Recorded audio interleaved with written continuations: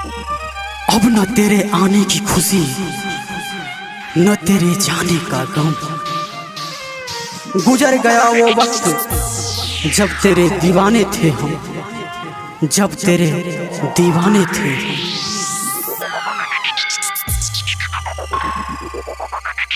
Music by DJ Guddu राज। तू जोरे जो बाजारावा सनम के दुआरावा, तू जोरे जो बाजारावा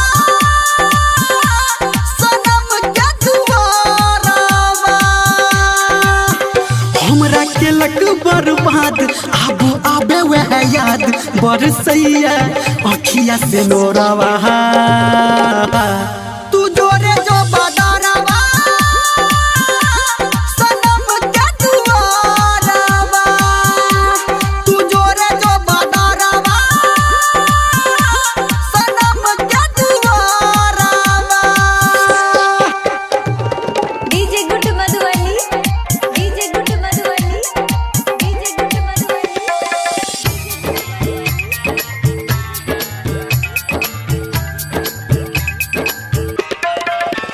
गेले हमारा से जब से रूठ के हम जीवै छी घुट घुट के।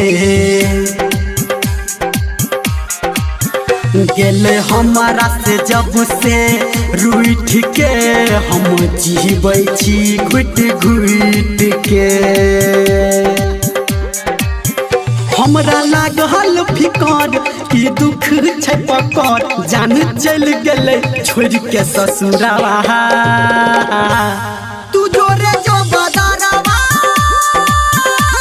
सनम के दुआरावा, तू जोरे जो बाजारावा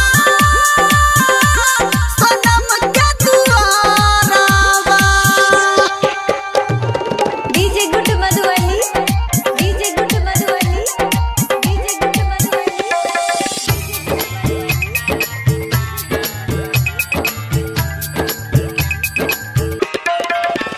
भेलो प्यार में हम तो पागल रे, रात सपनों में रह छी जागल रे।